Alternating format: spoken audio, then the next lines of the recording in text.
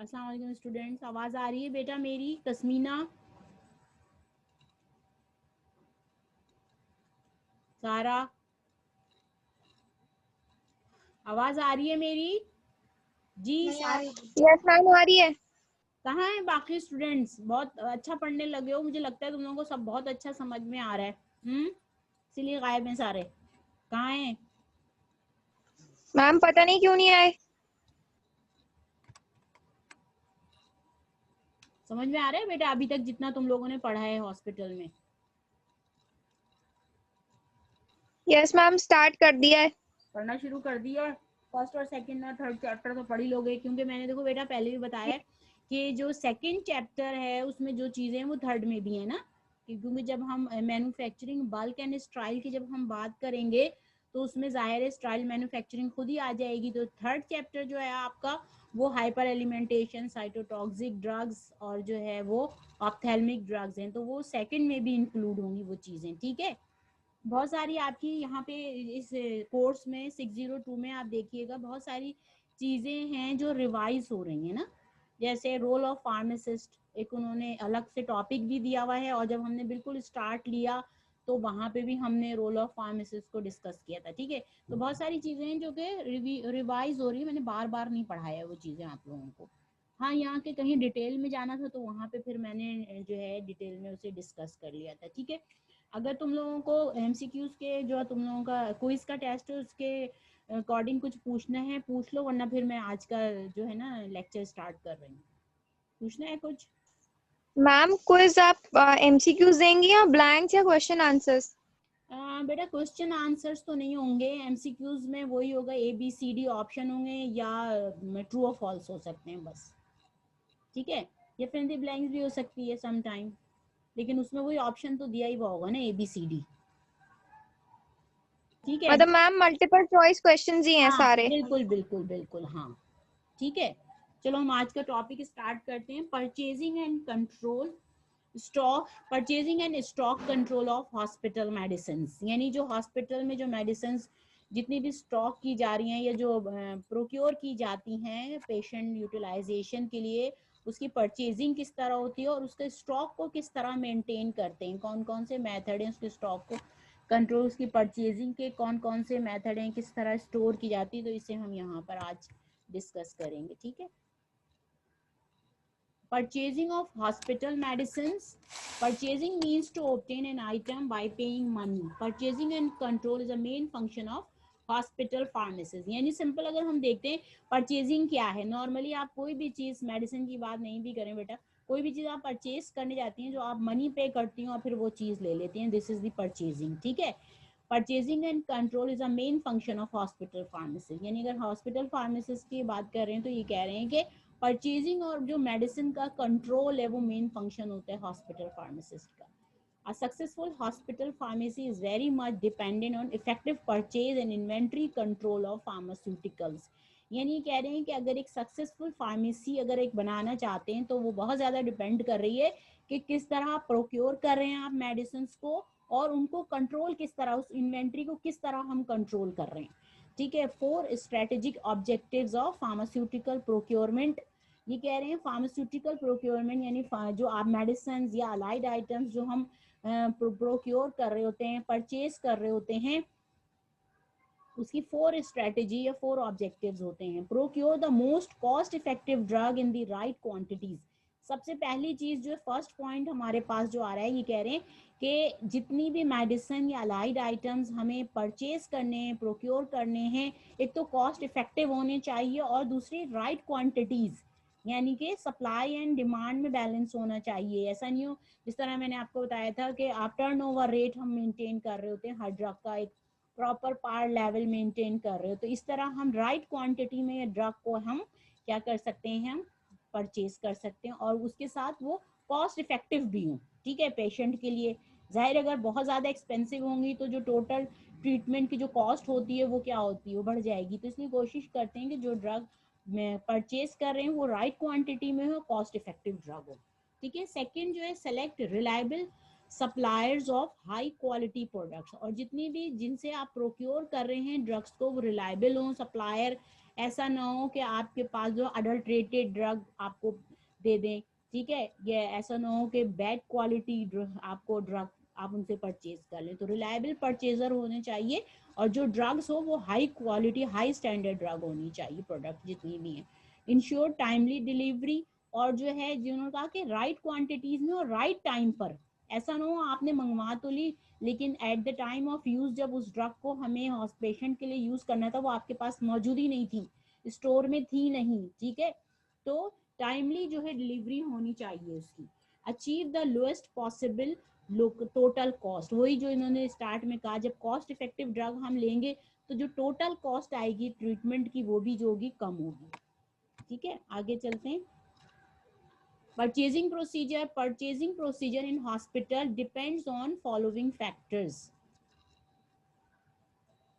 कौन कौन से फैक्टर्स हैं? Selection of drug item, purchasing method, purchasing authority, storage, stock control.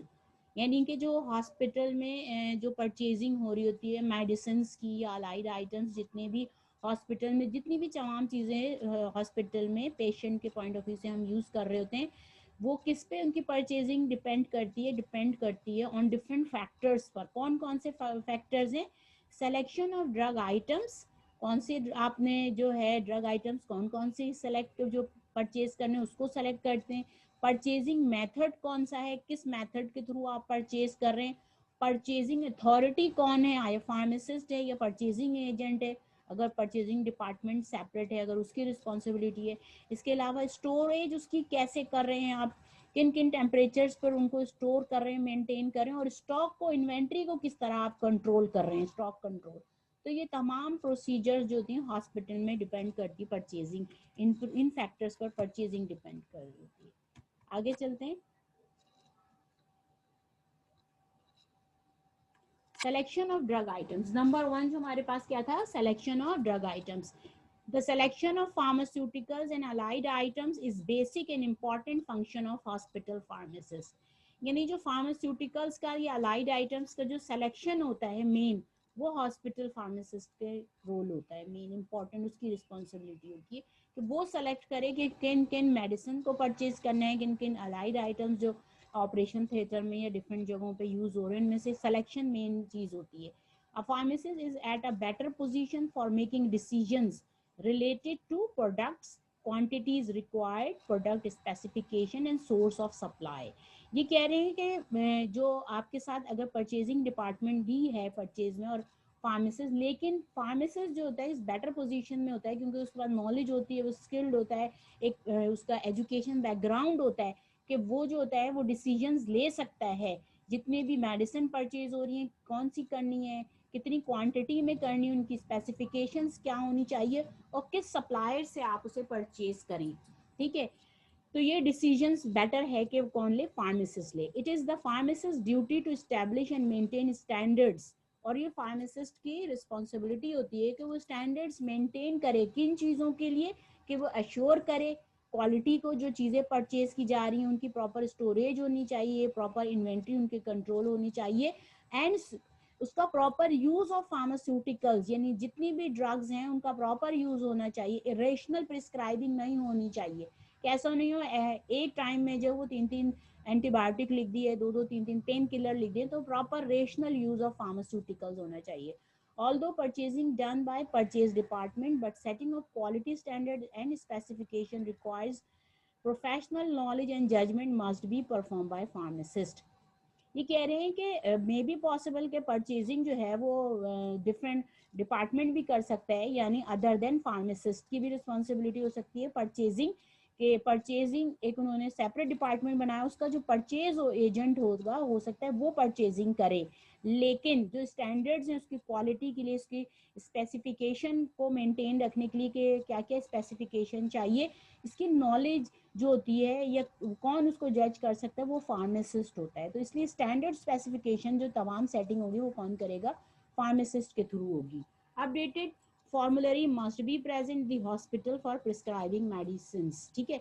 ये कह रहे हैं कि जाहिर है जब तमाम स्पेसिफिकेशन स्टैंडर्ड्स वो तमाम फार्मासिस्ट प्रोवाइड कर रहे हैं, तो इसी तरह जो फॉर्मुलरी भी अपडेट होनी चाहिए, और ये भी रिस्पॉन्सिबिलिटी किसकी होगी, फार्मासिस्ट की होगी कि वो टाइम टू टाइम फॉर्मूलरी को मेंटेन करे, कौन सी नई ड्रग ऐड करनी है, कौन सी उसमें से डिलीट करनी है, अकॉर्डिंग टू हॉस्पिटल फिजिशियंस जो प्रिस्क्राइब कर रहे होंगे मेडिसिन, उसके अकॉर्डिंग फॉर्मूलरी को अपडेट होना चाहिए। आगे चलते हैं बेटा।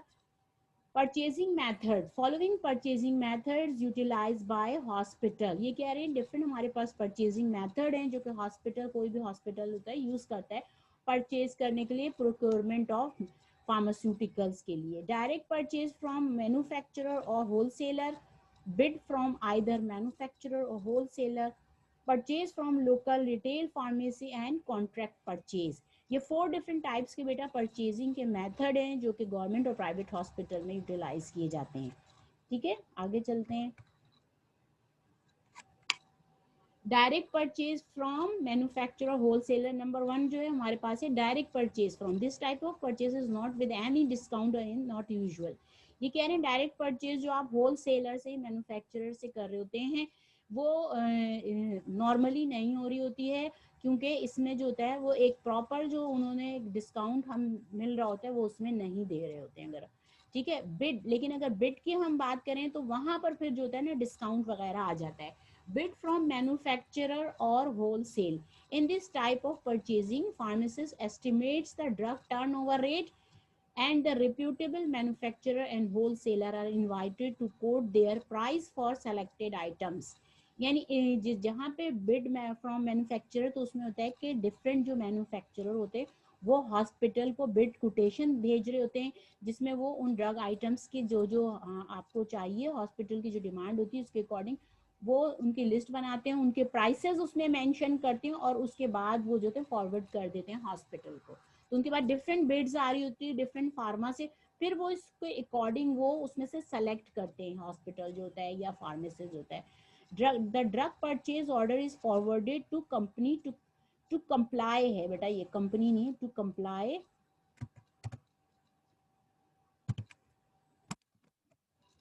To comply with the lowest price but with standard quality. यानी जितने भी उनके पास बिड कोटेशन आती है उसमें से वो हॉस्पिटल को जाहिर फॉरवर्ड करते हैं, फिर हॉस्पिटल जो होता है वो जो है उसमें से वो देखता है कि बेस्ट क्वालिटी के साथ लोएस्ट प्राइस पे कौन दे रहा है। ठीक है, तो वो फिर उनको जो है वो कॉन्ट्रैक्ट दे देते हैं। ये न्यूज़पेपर वगैरह में आपने देखा होगा बिड आई हुई होती है, कोटेशंस भेजे हुए होते हैं, ठीक है, कॉन्ट्रैक्ट के लिए।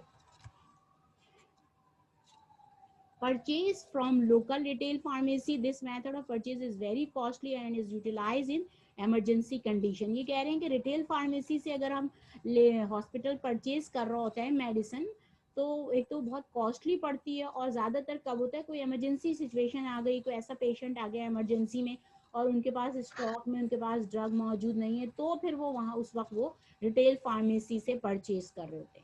Contract purchase agreement done with wholesaler, manufacturer or with a company for hospital supply. This system is known as prime vendor system. Contract purchase को बेटा ये कह रहे हैं कि contract purchase जो होती है वो wholesaler, manufacturer या किसी भी फार्मा के साथ कॉन्ट्रैक्ट ये कर सकते हैं, इसको जो है प्राइम वेंडर सिस्टम भी हम कहते हैं। Under this system medicines and allied items supplied to hospital on whenever needed basis for a specified time period. ठीक है, इसमें ये कह रहे हैं कि जो कॉन्ट्रैक्ट आप कर रहे होते हैं वो होलसेलर भी हो सकता है, उससे भी आप कॉन्ट्रैक्ट कर सकते हैं, हॉस्पिटल जो है वो किसी फार्मा से, मैन्युफैक्चरर से कर सकते हैं, इसे प्राइम वेंडर सिस्टम भी कहते हैं। और एक स्पेसिफिक टाइम पीरियड के लिए कॉन्ट्रैक्ट होता है, उस टाइम पीरियड में व्हेन एवर नीडेड बेसिस पर ये मेडिसिन और लाइट आइटम सप्लाई करेंगे। जब जब भी ज़रूरत पड़ेगी, जिस टाइम पे ज़रूरत पड़ेगी वो उनको सप्लाई करेंगे तमाम मेडिसिन। ठीक है, तो इसे हम कहते हैं कॉन्ट्रैक्ट परचेज। अच्छा,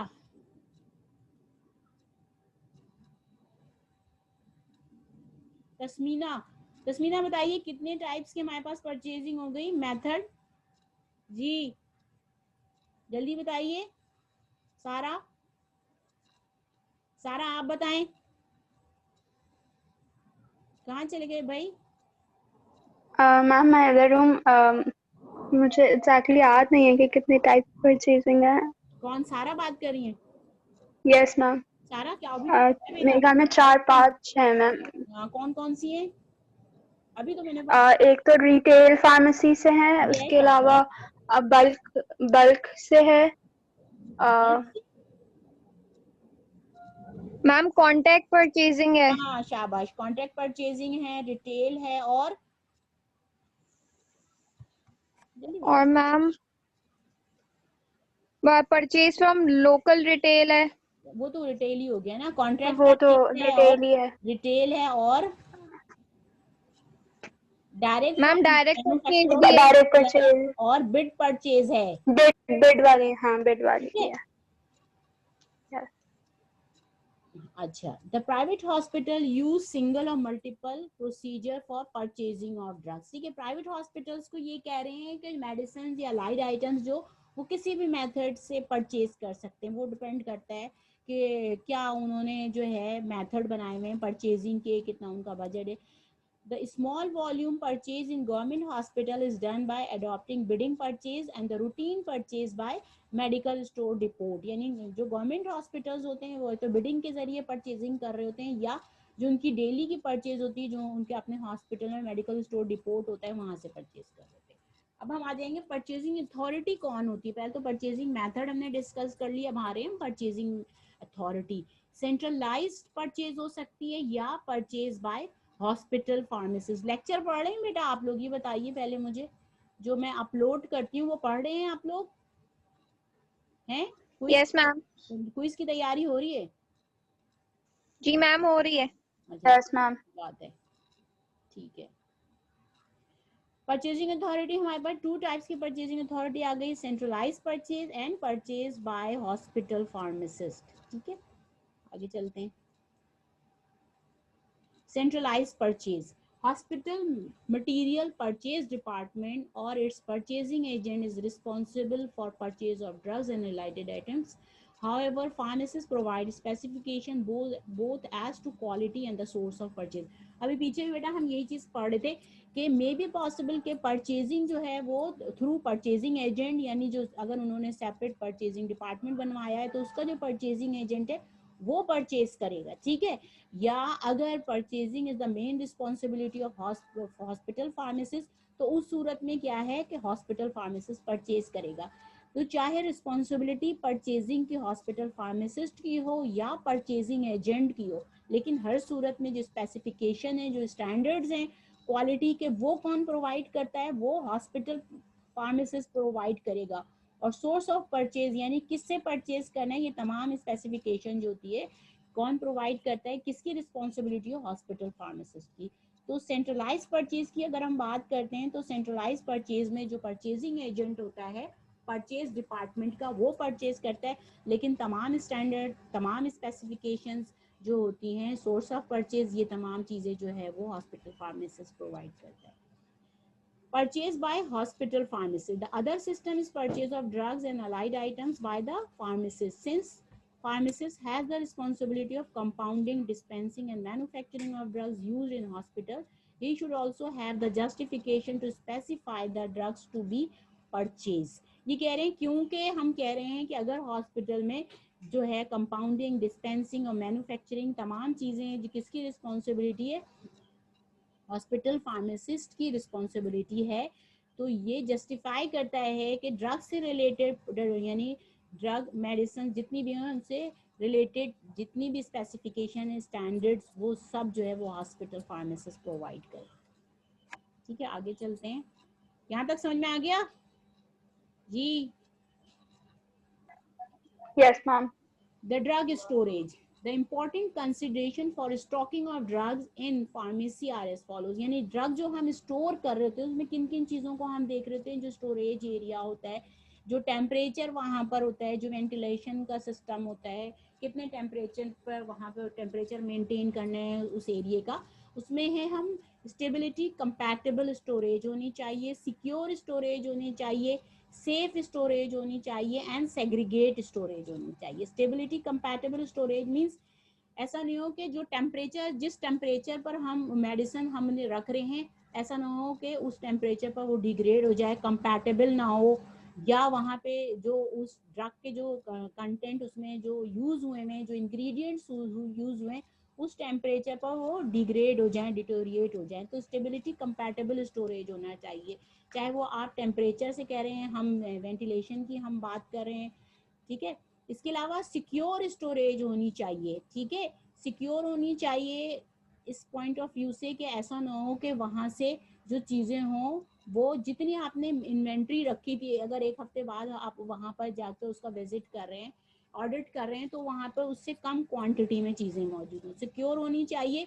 और इस पॉइंट ऑफ व्यू से भी कि ऐसा ना हो जो कंट्रोल ड्रग्स हों वो वहां से जो होती है, जितने अमाउंट में आपने वहां पे कंट्रोल ड्रग्स रखी थी वो वहां उस क्वांटिटी में ना हो, ठीक है। इसके साथ वो सेफ भी होनी चाहिए प्रॉपर, और सेग्रीगेट स्टोरेज होनी चाहिए।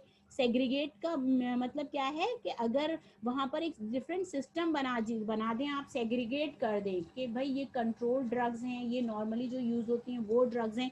इसके अलावा सेग्रीगेट में जो है वो जो है आप डोजेज फॉर्म भी वाइज भी थेराप्यूटिक वाइज भी सेग्रीगेट, यानी थेराप्यूटिक एक्टिविटी जो उसकी है जिस डिजीज के लिए यूज करें उसकी तरह उससे भी आप सेग्रीगेट कर सकते हैं। आप डोजेज फॉर्म वाइज भी सेग्रीगेट कर सकते हैं, जिस तरह इजी हो उसको डिस्पेंस करने में, ठीक है। इसके बाद स्टोर रूम अरेंजमेंट कह रहे हैं ये कि होनी चाहिए उनकी स्टोरेज के लिए। Drugs may be logged stocked in alphabetical order और according to code number sequence separating the different dosage form. ये कह रहे हैं जो ड्रग स्टॉक की जा रही है स्टोर रूम अरेंजमेंट प्रॉपर होना चाहिए, और उसमें जो ड्रग स्टोर की जा रही है क्या अरेंजमेंट अल्फाबेटिकल ऑर्डर में भी होनी चाहिए। यानी अगर कोई ड्रग आपके पास जो है वो वहां पे देनी है, आपको डिस्पेंस करनी है इन पेशेंट या आउट पेशेंट में, और प्रिस्क्रिप्शन आ रहा है, तो अगर अगर आपको पता है कि अल्फाबेटिकल ऑर्डर में मौजूद है तो आप क्या करेंगे, उस प्रिस्क्रिप्शन को आप देखते हैं, और फिर अगर वो ए बी जिससे भी उस ड्रग का नाम आ रहा है तो उस वाले आप पोर्शन में जाते हैं कि भाई ये इससे नाम आ रहा है। या आपने अगर डिफरेंट कोड नंबर रखे हुए हैं मेडिसिन के थेरापेटिक यूज के हिसाब से, अगर कोड नंबर रखे हुए हैं तो उसके अगर डोजेज फॉर्म उसकी डिफरेंट की हुई तो उसके हिसाब से हम सेपरेट कर देते हैं स्टोर रूम अरेंजमेंट को। There are different identification technique include, कह रहे हैं जब हमने फ्लोर अगर बना दिए हैं डिफरेंट फ्लोर पर वहां पे स्टॉक कर रहे हैं तो उसमें भी आइडेंटिफिकेशन टेक्निक हम यूज कर सकते हैं उस ड्रग को आइडेंटिफाई करने के लिए, या जो अलाइड आइटम्स हॉस्पिटल में उनको इसके लिए इन्होंने कहा एक तो शेल्फ स्ट्रिपिंग मेथड है और दूसरा फ्लोर मार्किंग मेथड है। Shelf stripping it is a technique that consist of applying a strip having different information to the front run of the shelves, यानी शेल्व्स होंगे और उन शेल्फ पे स्ट्रिप लगाई हुई होगी उन्होंने, ठीक है, कि कार्डियोवैस्कुलर ड्रग है या हाइपरटेंसिव ड्रग है, इस तरह उसको उन्होंने आइडेंटिफाई किया हुआ होगा, ठीक है। इसके अलावा फ्लोर मार्किंग इन्होंने कहा है कि अगर डिफरेंट फ्लोर स्टॉक आपके पास मौजूद है, डिफरेंट फ्लोर पर आप स्टॉक कर रहे हैं अपनी ड्रग को, तो उसके हिसाब से स्टेंसिल्स मौजूद होगी हर फ्लोर पर, और उस स्टेंसिल पर होगी उस जो ड्रग वहां पे मौजूद होंगी उनकी इंफॉर्मेशन मौजूद होगी, तो उसके अकॉर्डिंग इजी हो जाएगा आइडेंटिफाई करना। स्टॉक कंट्रोल, अब स्टॉक को कंट्रोल कैसे करेंगे, suitable stock control is very important when ever medications are kept whether in general storage in main pharmacy, satellite pharmacy, nursing units, patient care area, emergency room, operating room, recovery room etcetera, यानी जहाँ कहीं भी आप जो medicine अगर रख रहे हैं तो उसको प्रॉपर उसकी स्टोरेज होनी चाहिए। Out of stock situation must be prevented and expiry date must be recorded, यानी आउट ऑफ स्टॉक सिचुएशन कभी भी नहीं होनी चाहिए कि अगर इमरजेंसी में पता चला कि आपको ड्रग्स के, अगर हम ये कह रहे हैं कि जैसे अब आजकल आप देखें कि कोरोना जो है वो बहुत ज़्यादा फैला हुआ है ना, तो क्या होता है कि सबसे मेन उसका ऐसा तो कोई खास ट्रीटमेंट नहीं है, लेकिन हमें जो है एंटीबायोटिक सबसे पहले हमें देनी है, तो उसका स्टॉक मौजूद होना चाहिए। ऐसा नहीं है कि नंबर ऑफ पेशेंट अगर आपके बढ़ गए तो आउट ऑफ स्टॉक, तो उसी के हिसाब से हमने क्या कहा था हर ड्रग का पार्ट लेवल हम बना रहे होते हैं उसका, ठीक है। तो हमारे pass out of stock situation नहीं होनी चाहिए, और इसके अलावा एक्सपायरी डेट जो है वो हमें मॉनिटर करनी चाहिए टाइम टू टाइम, ऐसा ना हो कि वो ड्रग यूज ना हो और एक्सपायर हो जाए, ठीक है। A method to detect and properly dispose of outdated, degraded, recall और obsolete drugs.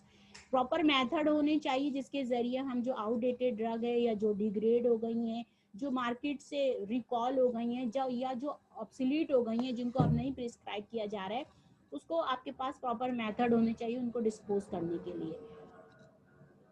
This can be achieve by periodic audits of all medication storage area. और ये तमाम चीज़ें किस वक्त आप अचीव कर सकते हैं अपने जो आपके ऑब्जेक्टिव्स हैं, जब तक आप एक प्रॉपरली उसका ऑडिट नहीं करें उस एरिया का। एक पीरियोडिक ऑडिट का टाइम पीरियड हम बना लें कि आपने जो है हॉस्पिटल ने बनाया हुआ है कि 6 मंथली ऑडिट करना है या क्वार्टरली 3 मंथ्स पे ऑडिट या 4 मंथ्स पे या 1 मंथ पे, तो एक पीरियोडिक ऑडिट होना चाहिए उस स्टोरेज एरिया का। स्टॉक कंट्रोल,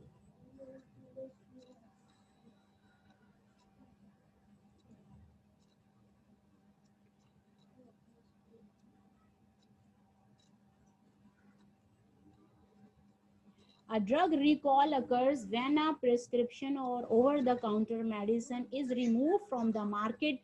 ये कह रहे हैं रिकॉल कौन सी ड्रग होती हैं, जो वो ड्रग कह रहे हैं रिकॉल ड्रग कब हो रही होती हैं। a drug recall occurs when a prescription or over the counter medicine is removed from the market। कोई भी ओवर द काउंटर ड्रग है या प्रिस्क्रिप्शन ड्रग जब मार्केट से उठा ली जाती है तो उसे हम रिकॉल ड्रग कहते हैं। बिकॉज क्यों, क्या रीजन है जो उसे, because it is found to be either defective or potentially harmful। यानी मे भी पॉसिबल है कि उसके क्लिनिकल ट्रायल्स के बाद जब वो मार्केट में ड्रग आई है तो जब वो मैक्सिमम पेशेंट पे यूटिलाइज की गई तो उसके जो पोस्ट सर्विलेंस प्रोग्राम में पता चला कि इसके हार्मफुल इफेक्ट ज्यादा हैं as compared to therapeutic effect. तो क्या होता है, वो ड्रग मार्केट से उठा ली जाती है। Sometimes the makers of the drug will discover a problem with their drug and voluntarily recall. और सम टाइम ऐसा होता है कि मैन्युफैक्चरर खुद ही उसको डिस्कवर कर लेता है उसकी प्रॉब्लम को, उस ड्रग की, और फिर वॉलंटरली वो रिकॉल कर लेता है मार्केट से वापस। जैसे अगर आप मिनोक्सिडिल, आपको पता होगा कि मिनोक्सिडिल जो है वो हम बेटा जो है यूज कर रहे हैं, हम आजकल हेयर ग्रोथ के लिए यूज कर रहे हैं, ठीक है।